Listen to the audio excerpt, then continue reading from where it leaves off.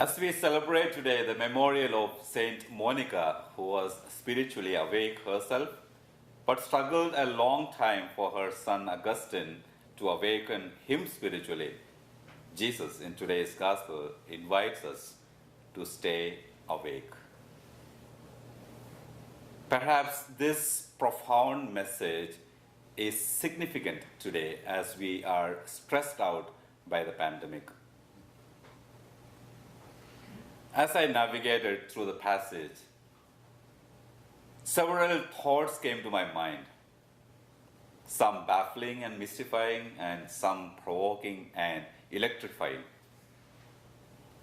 Baffling and mystifying because they nudged and awakened my spiritual and emotional vulnerabilities and interior dispositions. Provoking and electrifying because they called me to action to prevent the thieves from breaking into my house, my spiritual and emotional life.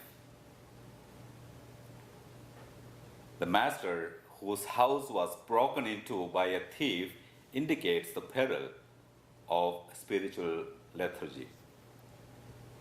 If we are spiritually lethargic, we may fulfill our spiritual duties but miss the bus, like the disciples who hiked the mountaintop with Jesus but almost missed the transfiguration. We may be physically present with the Lord as the disciples in the Garden of Gethsemane who nodded off even after Jesus implored them to stay awake. So how can we stay awake to fight the thieves that steal away our inner freedom, our peace, and our relationships with one another? How can we stay awake to recognize God's presence in our midst and understand everything He does for our daily flourishing? Perhaps the faithful and prudent servant who had the house in order when his master returned has the answer.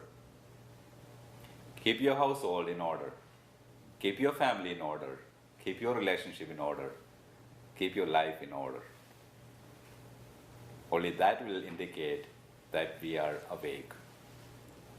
Staying awake with Jesus requires spiritual acuity, attentiveness, and synchronization of spirituality with life.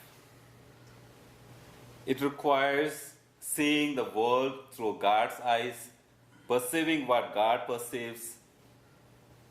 It takes a passionate spiritual attentiveness to perceive the movement of the Spirit, to hear the whispers of God's grace, to discern His presence and power within and among us, and to identify His call to action. It takes persuasion and commitment to develop our interior life, the life of the Spirit, the life of love, grace, forgiveness, mercy, justice, and hope. As we practice spiritual attentiveness, we begin to see the world differently. We begin to see our family and our relationships differently.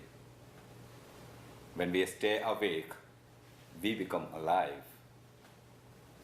So friends, stay awake and attentive to the people in your family and their needs, to God at work within us and those around us. Stay awake, listen to God, enjoy the peace, joy, and forgiveness He offers us each day. May the Lord bless us all.